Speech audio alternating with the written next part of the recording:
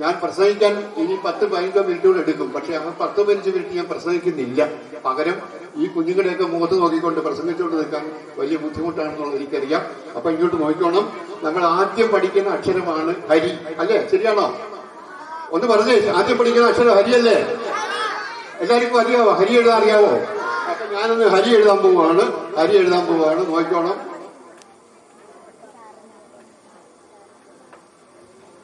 ഹരിയുടെ ആദ്യത്തെ അക്ഷരം എന്താണ്?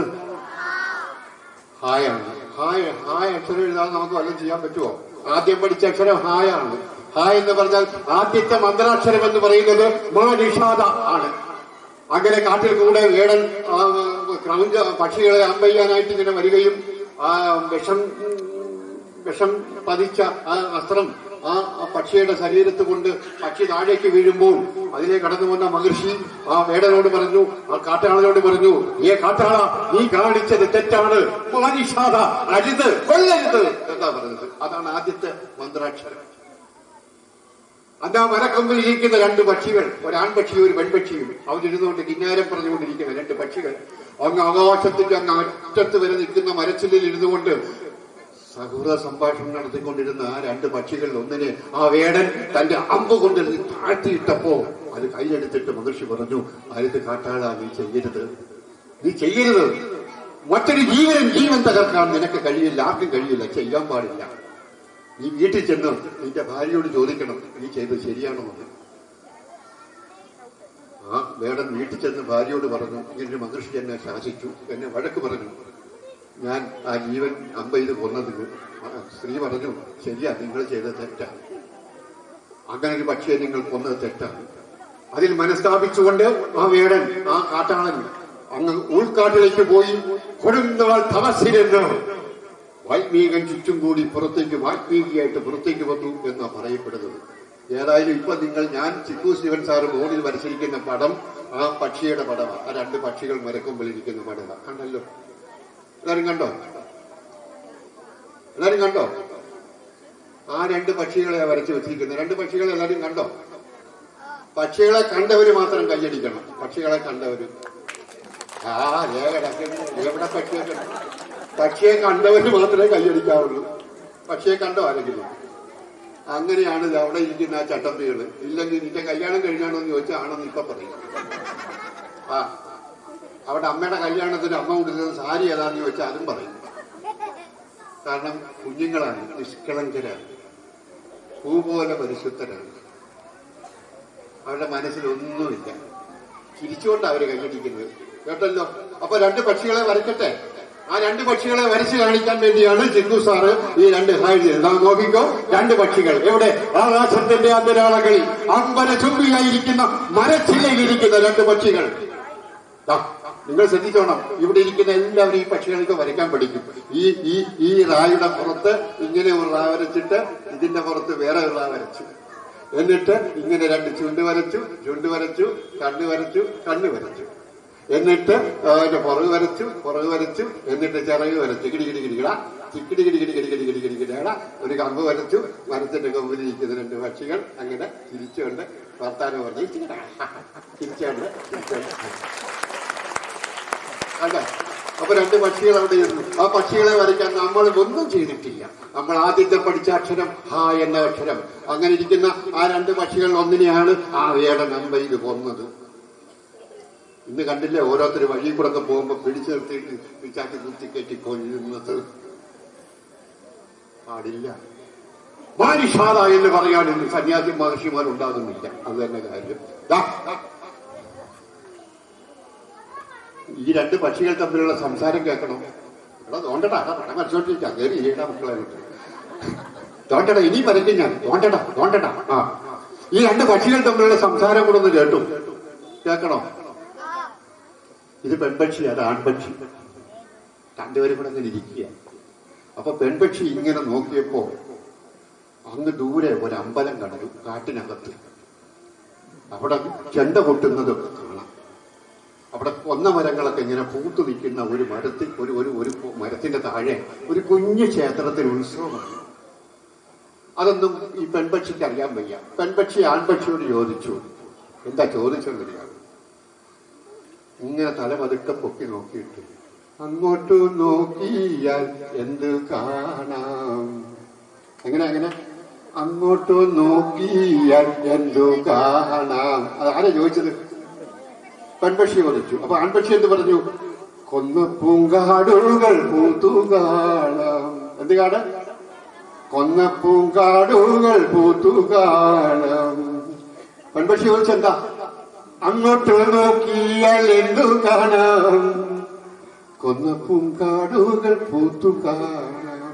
പെൺപക്ഷി ചോദിക്കുക, കൊന്ന പൂങ്കാവിൽ നിന്നെന്ത് കാണാം. ആൺപക്ഷി പറഞ്ഞു, കൊന്ന പൂങ്കാവിൽ ഉത്സവം. ഉത്സവം വിടുവോ? എന്നെ ഇന്ന് ആരാരും കൊണ്ടുപോകും. ചോദിച്ചത് ഇവിടെ വാ. എന്നെ ഇന്ന് ആരാരും കൊണ്ടുപോകും. എന്റെ ദൈവമേ, ഞാനെങ്ങനെ കൊണ്ടുപോകുന്നില്ല. ഭയങ്കരമായ ഉച്ചവെയില്. ഒന്നും മിണ്ടായിരുന്നപ്പോൾ ഈ പെൺപക്ഷിയുടെ മുഖത്ത് പിണക്കമായി. തിരിഞ്ഞിരുന്ന് കളഞ്ഞു. അല്ലടാ ഓ, എന്നെ കൊണ്ടുപോകാൻ പറ്റത്തില്ലെങ്കിൽ ബുദ്ധിമുട്ടാണ്. എന്നെ ഇന്ന് ആരാരും കൊണ്ടുപോകും. പിണങ്ങിയപ്പോൾ ആൺപക്ഷി പറഞ്ഞു, ഓമനെ നിന്നെ ഞാൻ കൊണ്ടുപോകാം. സ്നേഹത്തോടു കൂടി ആൺപക്ഷിയെ ഒന്ന് നോക്കിയിട്ട് പറഞ്ഞു, അയ്യോ, ഞാൻ വെറുതെ പറഞ്ഞതാ. ഈ ചുട്ടു പൊള്ളുന്ന വെയിലത്ത് അങ്ങയുടെ പുറത്തു കയറി ഇരുന്നുകൊണ്ട് എന്നെ കൊണ്ട് പറന്നു പോയാൽ, പൂഞ്ചിറകങ്ങാൻ കരിഞ്ഞു പോയാൽ, നോക്ക്, ഓമനെ നിന്നെ ഞാൻ കൊണ്ടുപോകാം. പറഞ്ഞു സ്നേഹത്തോടുകൂടി മറുപടി കേട്ടോ. ഈ പൂഞ്ചിറകങ്ങാൻ കരിഞ്ഞു പോയാൽ. സ്നേഹത്തോടുകൂടി ആൺപക്ഷി പറഞ്ഞു, സാരമില്ല, എനിക്ക് നിൻ പ്രേമ സാഫല്യം ഒന്നുപോരെ. ഇതാണ് ഞാൻ പറഞ്ഞത്, സ്നേഹം. പുഞ്ചിരിയോടെയുള്ള സ്നേഹം. അതാണ് പക്ഷികൾ തമ്മിലുള്ള ആ ആത്മകഥ ഞാൻ നിങ്ങളോട് പറഞ്ഞത്. ഞാൻ ഈ പക്ഷികളിൽ ഇങ്ങനെ സംസാരിച്ചിരുന്ന ഒരു ദിവസം ഈ പെൺപക്ഷി ഒരു മുട്ടയിട്ടു. നിങ്ങളെ മുട്ടയിട്ടതാണോ അമ്മ? മുട്ടയിട്ടവർ കൈപൊക്കിക്ക്. നിങ്ങളെ മുട്ടയിട്ടവർ കൈപൊക്കിക്ക്. രണ്ടുപേരുണ്ട്. അത് വേറെ കാര്യം. രണ്ടുപേരും മുട്ടയിട്ടതാ. അത് മുട്ടയിട്ടതാ. സംശയം ചോദിച്ചോ? രണ്ടുപേരെ മുട്ടയിട്ടതാ. അപ്പോൾ ഈ പക്ഷി ഇട്ട മുട്ടയാ. അങ്ങനെയാണെങ്കിൽ ഈ പക്ഷിയുടെ മുട്ട ഒന്ന് പൊട്ടിച്ചു നോക്കാം. പൊട്ടിക്കട്ടെ. പൊട്ടിക്കുമ്പോൾ അതിൽ നിന്ന് വേറൊരു പക്ഷി വരും. കഞ്ചകന്റെ മുട്ടയ്ക്കകത്ത് നിന്നൊരു പക്ഷി വന്നു. പക്ഷികളൊക്കെ മുട്ടയിടും, മൃഗങ്ങളൊക്കെ പ്രസവിക്കും, മനുഷ്യരും പ്രസവിക്കും, അല്ലേ? അങ്ങനെയാണ്. ഈ ഇരിക്കുന്ന കൂട്ടത്തിൽ ആർക്ക് പറയാം, ഒരമ്മയുടെ വയറ്റിൽ ഒരു കുഞ്ഞ് എത്ര ദിവസം ഉണ്ടായിരുന്നു? ഒരമ്മയുടെ വയറ്റിൽ ഒരു കുഞ്ഞ് എത്ര വയസ്സുണ്ടായിരുന്നു? ഒരാള് പോലും മിണ്ടുന്നില്ല. എന്താ? 60 മാസം. 60 മാസം. 18 മാസം. ശരി. 10 മാസം. ശരിയാണ്, 10 മാസം. 10 മാസം ഉണ്ടായിരുന്നു. അത് ശരി. പിന്നെ കൈയടിച്ചേക്ക്. 10 മാസം ഇവനാ പറഞ്ഞു. 10 മാസം. പെൺപിള്ളേരൊക്കെ 16 മാസം 18 മാസം പറഞ്ഞു. അത് സീരിയൽ കാണുന്നുണ്ട്. അമ്മമാർക്ക് അറിയാൻ വയ്യ. ഇപ്പൊ 950 ദിവസങ്ങളൊക്കെയാ സീരിയലുള്ളവർ പ്രസവിക്കണമെങ്കിൽ. അതുകൊണ്ട് അമ്മമാർക്ക് ഇപ്പൊ കണക്ക് കൂടുതൽ തെറ്റിക്കിടക്കില്ല. അപ്പോൾ ടോക്ക് കൃത്യം പറഞ്ഞാൽ 281 മുതൽ 284 ദിവസം വരെയാ കേട്ടോ. 9 മാസവും 9 ദിവസവും 9 മണിക്കൂർ 9 മിനിറ്റ് 9 സെക്കൻഡ് കഴിഞ്ഞാൽ അമ്മമാര് പ്രസവിക്കുമെന്നാണ് പറഞ്ഞിരിക്കുന്നത്. പക്ഷെ ഇപ്പൊ രക്ഷയില്ല. സീരിയൽ വന്നതോടുകൂടി അത് 1 കൊല്ലം 2 കൊല്ലമായി മാറ്റപ്പെട്ടിട്ടുണ്ട്. അപ്പോൾ ഇങ്ങോട്ട് നോക്കിയാൽ ഒരിക്കലും കഷ്ണം തുണി തന്നാൽ കൊള്ളാം. തൂത്തു ദർശനം ഉണ്ടായിക്കൊള്ളാം. Thank you. ഇനി 5 മിനിറ്റേ ഉള്ളൂ. 5 മിനിറ്റ് കൊണ്ട് ഞാനൊരു റിലേ നടത്താൻ പോവുകയാണ്. വളരെ പെട്ടെന്നങ്ങ് പോകും. നോക്കിക്കോണം. നിങ്ങൾ പറയണം ഞാൻ എന്താ വരച്ചെന്നുള്ളത്.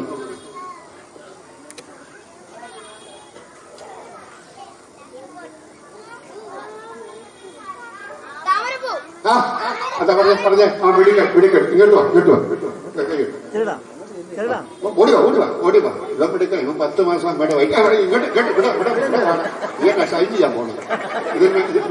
ഇതെന്നാ ബിഗ് ബോസ് ആണ്. നീ ഇവിടെ വന്ന് പറയാൻ. പേരെന്തുവാ? അറിയാൻ പാടില്ല. അർജുൻ കൊള്ളാം. നിന്റെ തൊപ്പിയാൽ ജോർദാൻ പിന്നെ എഴുതിയിരിക്കണം. ജോർദാൻ ഫുട്ബോൾ താരമാണ്. ഫുട്ബോൾ കളിക്കുമോ? വിടുവിടുക്ക് കൊള്ളാം. അപ്പോൾ രണ്ട് അപ്പൊ രണ്ട് താമരമുട്ടല്ലേ? അപ്പൊ ഇങ്ങോട്ട് നോക്കണം. രണ്ട് താമരമുട്ട എന്ന് അർജുനൻ പറഞ്ഞ ശരിക്ക് ഞാൻ ഇങ്ങോട്ട് നോക്കോ. റെഡി. രണ്ട് താമരമുട്ട് വെള്ളത്തിൽ ഇങ്ങനെ പോയി കിടക്കുകയാണ്. പക്ഷെ ഇത് താമരമുട്ടല്ല, ഇത് അതിൽ ആറാവാം. ഒന്നുമില്ല. താമരമുട്ടിന്റെ ആകൃതിയും താറാവിന്റെ ശരീരത്തിന്റെ ആകൃതിയും ഒന്ന്. അതാണ് പ്രകൃതി പഠിപ്പിക്കുന്ന പാഠം. ഒരു ക്ലാസ് മുറിയിലെ പാഠപുസ്തകത്തിൽ ഈ പാഠത്തെ കുറിച്ച് പറയുന്നില്ല. മക്കളെ, നിങ്ങളുടെ കണ്ണുകൊണ്ട് നിങ്ങൾ കാണുന്ന കാഴ്ചകളെ ആദ്യമായി അംഗീകരിക്കുന്ന ഒരു കാലഘട്ടത്തിൽ വിദ്യാഭ്യാസം ഇരട്ടിച്ച് നമ്മുടെ മനസ്സിനകത്ത് കയറി വരും. ഒരു താമരമുട്ടിന്റെയും ഒരു താറാവിന്റെയും ശരീരത്തിന്റെ ആകൃതി ഒന്നാണ് എന്ന് പഠിപ്പിക്കുമ്പോഴാണ് തോട്ടിൽ കൂടി കടന്നു പോകുന്ന ആ താറാവിനെ കാണുമ്പോൾ കുഞ്ഞിന്റെ മനസ്സിനകത്തോട്ട് കടന്നു വരുന്നത്. കഴിഞ്ഞില്ല, ഇങ്ങോട്ട് നോക്കിക്കോണം. ഇതെന്താ താറാവിനെയാണോ ഞാൻ വരച്ചിരിക്കുന്നത്? ആണോ?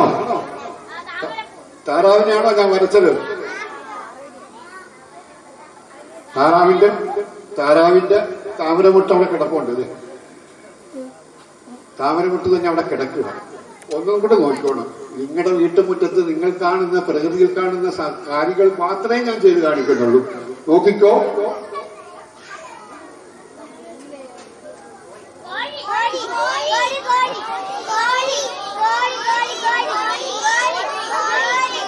ആരായി?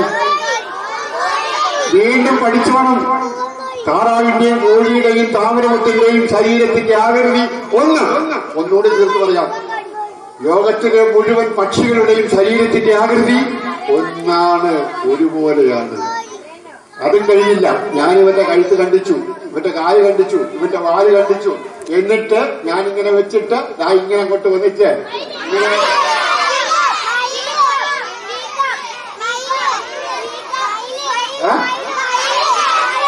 കണ്ടോ? അവര് വരും. പോകുമ്പോൾ എന്റെ ജുബാജകത്ത് 3 കാണും.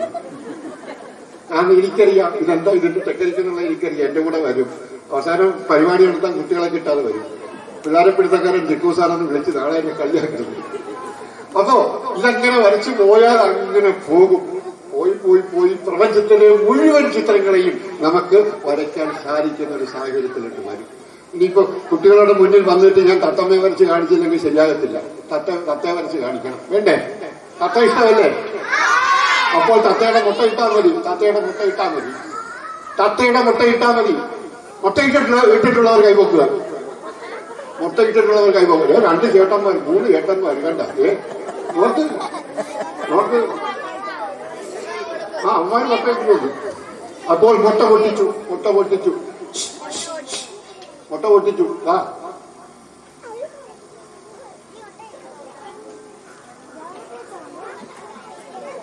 കണ്ട, ഇത് ചിക്കൂസാറ് വരയ്ക്കുന്ന കാണുമ്പോൾ നിങ്ങൾക്ക് തോന്നും ശരിയാണല്ലോ. ശരിക്കുന്നതിനുള്ള പ്രാധാന്യമില്ല. കണ്ണു തുറന്ന് പ്രകൃതിയെ കാണിക്കാൻ കുട്ടികളെ പഠിപ്പിക്കണം. സത്യസന്ധമായ ദൈവത്തിന്റെ വരദാനമായ പ്രകൃതിയുടെ മനോഹരമായ സൗന്ദര്യത്തെ നമ്മുടെ കുട്ടികൾക്ക് പകർന്നു കൊടുക്കണം. വീട്ടിലിരിക്കുന്ന പ്രായം ചെന്ന അമ്മൂമ്മയുടെയും അപ്പൂമ്മന്റെയും താടിക്ക് പിടിച്ച് ഉമ്മ വെക്കാൻ കുട്ടികളെ പഠിപ്പിക്കണം. രക്ഷകർത്താക്കൾ ചെയ്യേണ്ട അതാണ്. ക്ലാസ് മുറിയിലെ കാര്യം ടീച്ചർമാർ നോക്കിക്കോളും. പറഞ്ഞു കൊടുക്കേണ്ടത് അവർ പറഞ്ഞു കൊടുത്തോളും. ഇപ്പൊ ഇവിടുത്തെ പരിപാടികൾ ഞാൻ കണ്ടു. രാജീവന്റെ സാറിന്റെ റിപ്പോർട്ട് കണ്ടു. സ്വാഗതപ്രാസംഗിയുടെ പ്രസംഗം കേട്ടു. എനിക്കറിയാൻ വല്ല ഈ സ്കൂളിൽ ഇത്രയും കാര്യങ്ങൾ നടക്കുന്നുണ്ടെന്നവർ എനിക്കറിയില്ല. ഇവിടെ ആരോ സൂചിപ്പിച്ചതുപോലെ ഇത്രയും മഹത്തായ കാര്യങ്ങൾ നടക്കുന്ന ഒരു വിദ്യാലയമാണ് എന്നെനിക്ക് തോന്നുന്നില്ല. ഒരുപാട് സ്കൂളുകളുടെ മുറ്റത്തിൽ നിന്ന് പ്രസംഗിക്കുന്ന ഒരാളാണ് ഞാൻ. പക്ഷേ ഇത്രയും ഫ്രീഡം കൊടുത്തുകൊണ്ട് കുഞ്ഞുങ്ങളെ സ്നേഹിച്ച് വളർത്തിയെടുക്കുന്ന ഒരു വിദ്യാലയത്തിന്റെ അന്തരീക്ഷത്തിൽ വളരെ അപൂർവമായിട്ട് നമുക്ക് കാണാൻ കഴിയുന്നു. അത് ഈ ഗ്രാമത്തിന്റെ സൗന്ദര്യമാണ്, ഇവിടുത്തെ ജനങ്ങളുടെ സൗഭാഗ്യമാണ്. ആ സൗഭാഗ്യത്തെ ഊട്ടി വളർത്തണം. സെൻട്രൽ സ്കൂള്, ആ എഡ്യൂക്കേഷൻ സെന്റർ ഈ നാടിന്റെ പുരോഗമനത്തിന്റെ ഏറ്റവും വലിയ പാതയിൽ വന്നിരിക്കും.